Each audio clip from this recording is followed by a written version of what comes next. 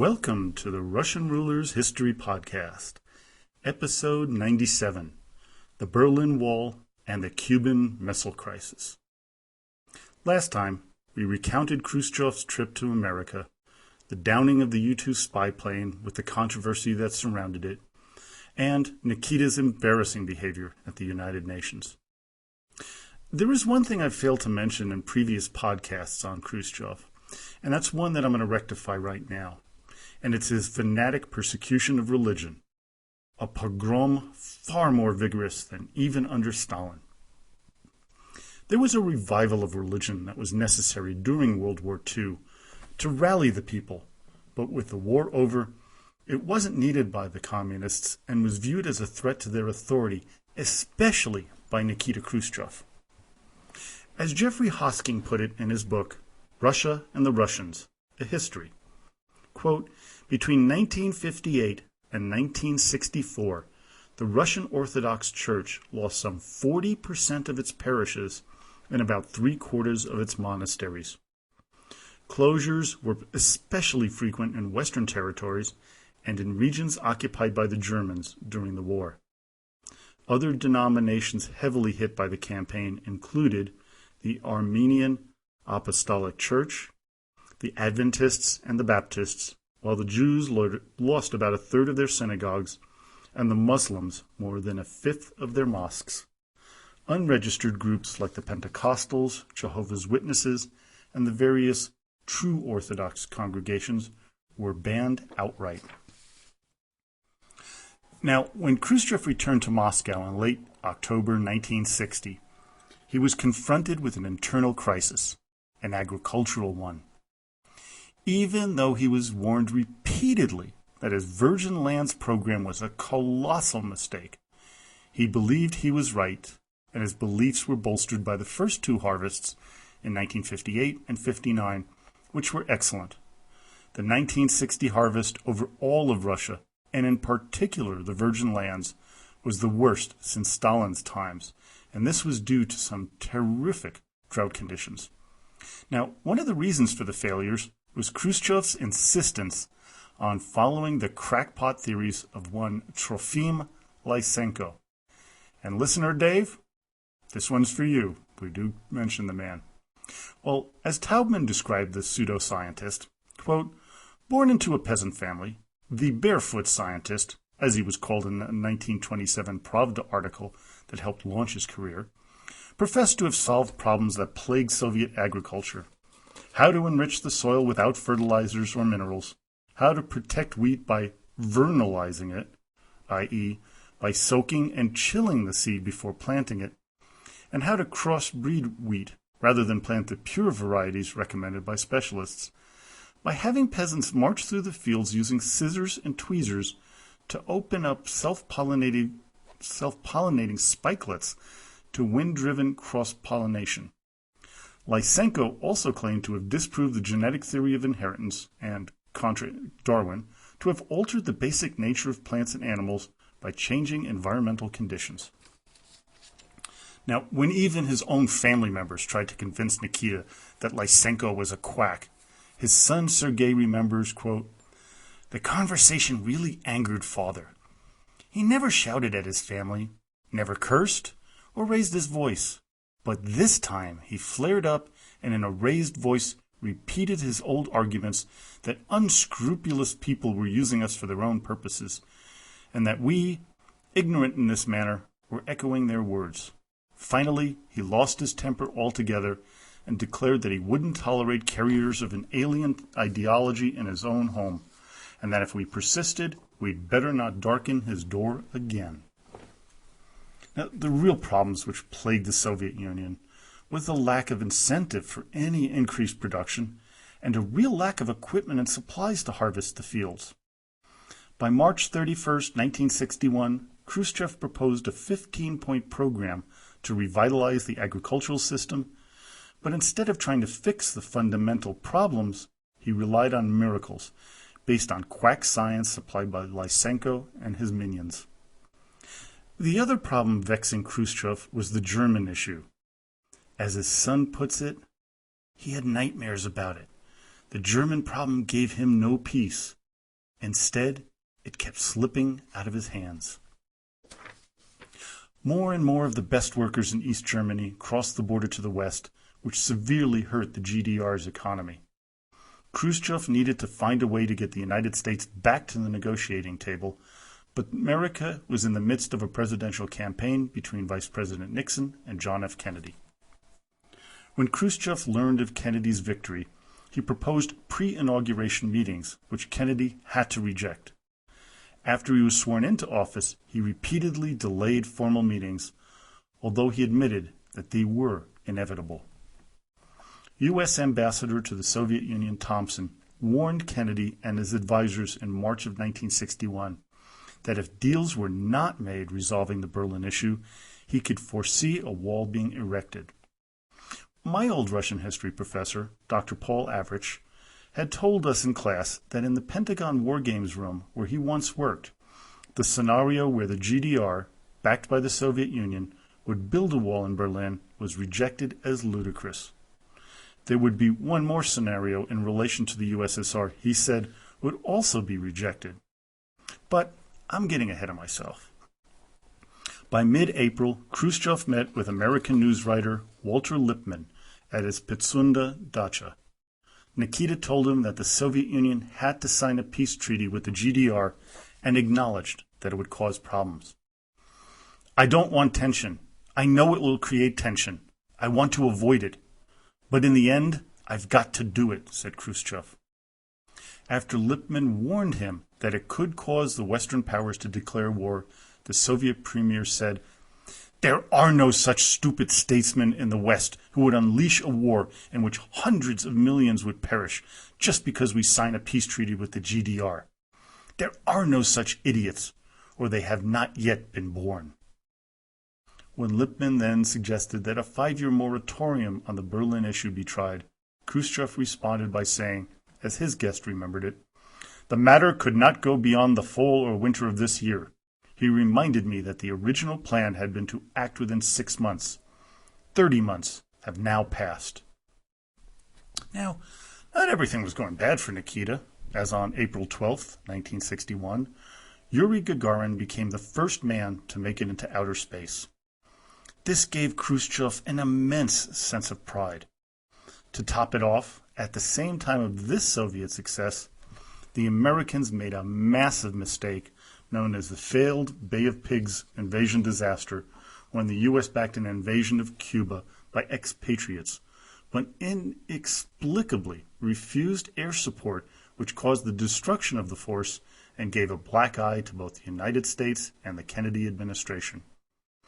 At first, Khrushchev was furious, but after thinking things through, he became elated as he realized that Kennedy was greatly weakened. Now was the right time for a summit. On May 12th, Khrushchev accepted the invitation for a June summit in Vienna. Kennedy, in a very surprising move right after that announcement, gave a second State of the Union speech in which he asked for higher military spending, hoping to bolster the U.S. position. Now, in preparation for the summit, advisors to Kennedy warned him not to be intimidated by Khrushchev's brutish style. The 2-day meeting was held on June 3rd and 4th. Day 1 saw Khrushchev topping Kennedy over and over. As he saw it, "What can I tell you? This man is very inexperienced, even immature. Compared to him, Eisenhower was a man of intelligence and vision." Day 2 saw Kennedy go toe-to-toe with the Soviet premier. Philosophical debates, which Kennedy's advisors warned him not to get into, went on nonetheless. Kennedy lectured Khrushchev as if he were a schoolboy, which infuriated Nikita. The 2-day summit did little to quell the tensions between the two superpowers. As Kennedy remembered it, "I never met a man like this. I talked about how a nuclear exchange could kill 70 million people in 10 minutes, and he looked at me as if to say, 'So what?'" Khrushchev, on his return to Moscow, summoned John McCloy to his dacha in Pitsunda. McCloy was Kennedy's chief armament negotiator, and after all the saber-rattling the president was doing back in the U.S., which Nikita viewed as a preliminary declaration of war, the premier had to stand up to it. He told McCloy, "Please tell your president we accept his ultimatum and his terms and will respond in kind. We will meet war with war. I am commander-in-chief, and if war begins, I will give the orders to the troops." He then threatened that if war started, Kennedy would be, quote, "the last president of the United States." Khrushchev truly believed that Kennedy could be pushed around, and to up the ante one more step, he reneged on an agreement to stop nuclear bomb testing. He presented his findings to a group of Soviet scientists, one of whom was Andrei Sakharov, who bravely spoke up against further testing. Khrushchev went ballistic. As he put it, "Leave politics to us. We're specialists. We have to conduct our policies from a position of strength. Our opponents don't understand any other language. Look, we helped elect Kennedy last year. Then we met with him in Vienna, a meeting that could have been a turning point. But what does he say? Don't ask me for too much. Don't put me in a bind. If I make too many concessions, I'll be turned out of office." Quite a guy. He comes to a meeting but can't perform. What the hell do we need a guy like that for? Why waste time talking to him? Sakharov, don't try to tell me what to do or how to behave. We understand politics. I'd be a jellyfish and not chairman of the Council of Ministers if I listened to people like Sakharov. Those ministers around Khrushchev were stunned, and his policies were making more and more of his friends concerned and opposed to what he was doing, although quietly. The military people were even more dismayed, as all the saber-rattling would have to be backed up with action if the U.S. called them on it, and frankly, the Soviet Union was way, way behind the Americans in military might. As Marshal Sergei Vorontsov said to Colonel Oleg Penkovsky, "With respect to ICBMs, we still don't have a damn thing. Everything is only on paper, and there is nothing in actual existence." Penkovsky turned out to be an American secret agent, so the comments were quickly in the hands of the CIA and the White House. Things were about to get trickier for Khrushchev. The East German government was now in a panic as tens of thousands of their citizens were pouring over the border every month because of the Soviets blustering. Something had to be done. On August 13th, 1961, the border surrounding West Berlin was sealed and the construction of the wall, first with barbed wire, was begun. The world waited with bated breath to see what Kennedy's response would be. The first stage of barbed wire being put up was a test to see if the West would acquiesce to their actions. Kennedy did nothing, as he promised to protect West Berlin, not all of the city. The mortar part of the wall could now be erected. As Nikita's son remembered, Father was delighted. By establishing control over its borders, he thought the GDR had achieved even more than it could have from a peace treaty. Others saw it differently. Troyanovsky thought that the wall, quote, saved Khrushchev's face, but it was a silent recognition that he had not achieved his basic aim to force the Western powers into a compromise favorable to East Germany. What the Berlin Wall incident caused was Khrushchev believing that he could push Kennedy around even more, resulting in a crisis that brought the world closer to thermonuclear war than any other moment in history, the Cuban Missile Crisis. Now, remember when I said that before, my professor said there were two scenarios regarding the USSR that was rejected by the war games room. One was the building of the Berlin Wall, and the second was the idea that the Soviets would build missile sites on Cuba. In Russia, while all of this was going on during 1961, news was good on the home front, but changes were in the air. Agriculturally, the harvest was looking like they were going to rebound from the previous 2 bad years. Industrial production was up, and the Soviet space program was going on quite well. As Khrushchev put it, "We are living, comrades, you and I, at a happy time, when the most cherished dreams of the finest sons of mankind are being fully realized. He felt that socialism was about to reach its zenith, and that a fully realized utopian society was now within reach. He felt, along with some of his advisors, that the completion of Lenin's dream would come about by the year 1980, and now was the time to begin to break down the societal and governmental barriers to it. Glossy pictures of Soviet superiority to the U.S. was put into countless commission reports, and propaganda spread throughout the media. They began to promise much, despite being warned to the contrary. It was at this point that the anathema to communism was being crushed, as I mentioned earlier, with the closing of churches and monasteries and the arrests of priests. At the 22nd Congress, convened on October 17, 1961, Khrushchev was at the height of his power, just at the moment where those under him began to seriously doubt his policies. Nikita dominated the Congress to a degree that even Stalin had not attempted. He gave numerous speeches and read many of the reports, to the point where years later, a Khrushchev detractor, Dmitry Polyansky, complained that a party of 10 million couldn't find one other person in its ranks to give one of these reports. This Congress was, as Pyotr Demichev said, was Nikita Sergeyevich's time in the sun. The sun was now beginning its descent. Another issue brought up at the 22nd Congress was Stalin and his legacy. At the beginning of the Congress, the late leader's body lay next to Lenin.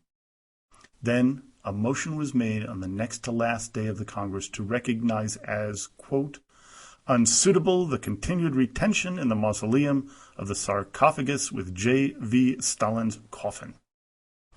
That night, Stalin's coffin was removed, dumped into a pit, and covered with truckloads of cement. As Shelepin remembered the event, they didn't carry it out horizontally, but at a 45-degree angle. I had the feeling that he was going to open his eyes and say, "What are you doing to me, you bastards?"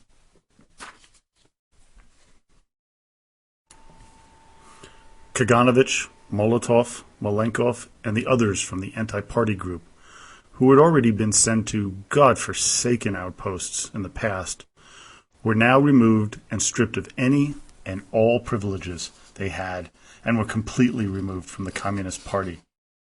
Khrushchev was now at the top of his power, or so he thought. He had hand-picked the Presidium members who he believed were solidly in his camp. How wrong he would be proved to be. After the Congress, changes were being implemented to shift the economy, especially agriculturally, which was to bring great consternation to the people of the Soviet Union. On June 1st, 1962, price increases for food products were announced to help bolster production. The people of the cities and industrial towns were furious. Riots broke out with public discontent levels not seen in decades. One demonstration in Novocherkassk was reminiscent of the Bloody Sunday demonstration in January of 1905. But instead of pictures of Tsar Nicholas II and Orthodox saints being at the head of the column of people, pictures of Lenin, Marx, and Engels were leading the pack. As had happened in 1905, many died that day after being shot at by KGB and police. Over 30 died. Many more were wounded. The government so wanted to cover this up that the streets were repaved at night to cover up the blood and body parts that they couldn't wash away. As the fervor of anger over the price increases began to diminish, liberal ideas began to crop up all over the Soviet Union. One book by Alexander Solzhenitsyn became the symbol of the short-lived liberal movement. The book, which I heartily recommend, is A Day in the Life of Ivan Denisovich, a work which gives the reader a true deep insight into the life of a person who was being imprisoned in one of Stalin's work camps for a crime, being a German spy, which was not true. Khrushchev loved the book. Conservatives hated it. By October of 1962, things seemingly were going great, with reforms occurring left and right. but all was to change in the blink of an eye. On October 14, 1962, a U-2 spy plane flew over Cuba and took pictures which showed that the Soviet Union was building launch sites for missiles that could threaten American cities. When President Kennedy was informed, his comment was, "We're probably going to have to bomb them." The president's advisors were stunned by the news, with no one being more vocal than his brother Robert Kennedy, who cursed the Russians in very salty language. There were two options in front of Kennedy. One was airstrikes against the sites, but that one might incite the Soviets to attack Berlin and try to seize the city, making the European allies question Washington's strategy. If he ordered a blockade of the island, Moscow might order the same around Berlin. What to do? What to do? Khrushchev, on the other hand, was attempting a bold gamble that he hoped would strengthen his hand both domestically and internationally. There were growing grumblings in Moscow, especially amongst the military elite, over Nikita's handling of affairs. He had to support his communist brother Fidel Castro in Cuba, as the Caribbean leader feared another attempt by the Americans to storm his island and depose him. There were American forces on the island at Guantanamo Naval Base, so it seemed to him that the next attack, after the failed debacle of the Bay of Pigs invasion, would include American Marines. Khrushchev asked his defense minister Malinovsky how long he estimated that the Cuban forces could hold off the Americans. The reply was days. Of course, Khrushchev and Castro were right in their fears of an invasion. The Pentagon was planning different types of covert operations to assassinate Castro, invade the island, and an invasion planned to occur somewhere around October of 1962. Nikita needed to act and act boldly. But how? Earlier that year, it was decided that the Soviets would help Cuba by building missile launch sites to both protect the island and to threaten the Americans, much like the Americans threatened the Soviet Union with missile sites in Turkey and Italy with their Jupiter-class missiles. Join me next time when I cover the full extent of the crisis in Cuba, along with the beginning of the end of the reign of Nikita Khrushchev as the head of the Soviet Union. Next time. Let me redefine what next time means. Over the past 2+ years, I've attempted to make sure that I got a podcast out pretty much every week. Well, I'm sorry to say that won't be possible anymore. In the next couple of weeks, I'll be starting a new position as the president and CEO of a company that will be building medical labs around the world. And that's going to put a serious cramp in the time I have to be able to devote to this podcast. See, I'm not going to allow the quality of the material to suffer. So I'll be going into an every other week schedule. But I will also be doing my overdrive podcasts on those weeks when I don't have a scripted podcast to record. I will continue with the Sino-Soviet dispute over the borders and Mao's problems with Khrushchev from Khrushchev's memoirs, as well as his opinion of the policies of the people who succeeded him. Another series I have planned will take us back in time to Catherine the Great's memoirs of her early days in Russia. Then I will go even deeper into the past by reading passages from the primary chronicles, which go back to the first Rurikid rulers of Kiev. Well, I hope you enjoyed today's podcast. Don't forget to look us up on Facebook at the Russian Rulers History Podcast page, where you can ask a question, leave a comment, or make a suggestion. So now, as always, до свидания и спасибо большое.